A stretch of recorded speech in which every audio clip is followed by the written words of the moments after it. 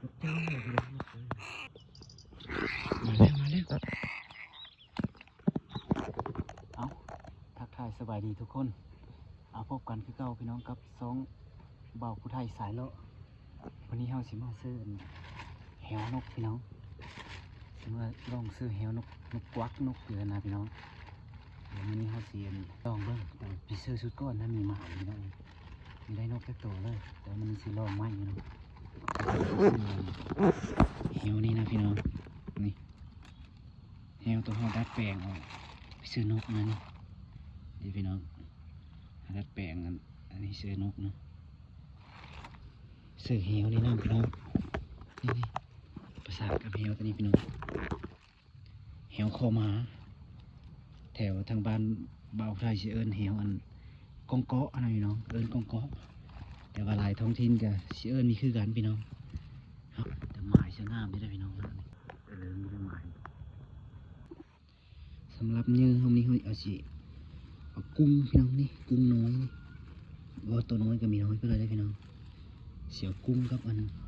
กับปลาพี่น้องนี่กุ้งกับปลาพี่น้องแต่ปลานี่มันเยอะๆพวกพี่น้องกันได้เทคักแหละปลานั่นนะพี่น้องปลาซิวนะคักสุดกันด้วยปลาซิวนะเซลล์นี้กับหนึ่งพี่น้องแต่มานี่เขาสิเอากุ้งใช่ไหมพี่น้อง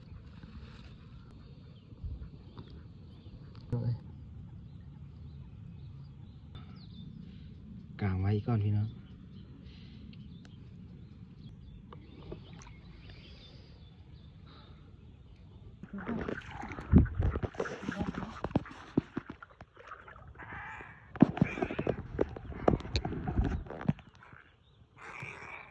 เจ้าพี่น้องพี่น้องนี่นกเลยนะพี่น้อง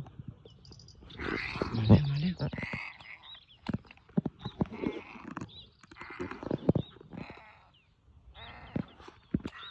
พี่น้อง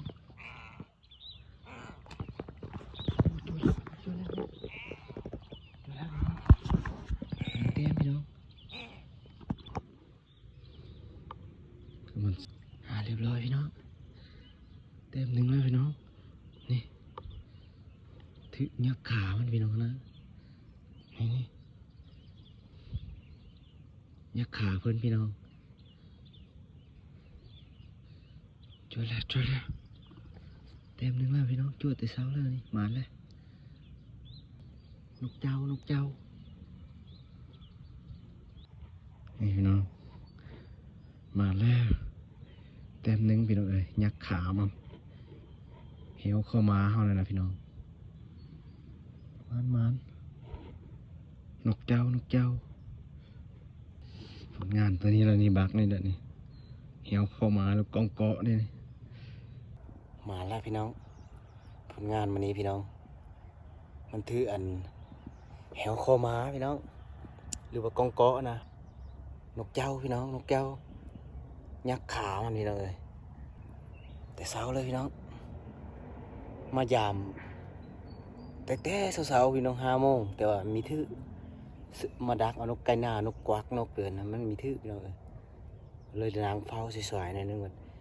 เจอนกเจ้าพี่น้องคือว่าสิมีมานางเฝ้าตั้งแต่เช้าจน6-7 โมงแล้วพี่น้อง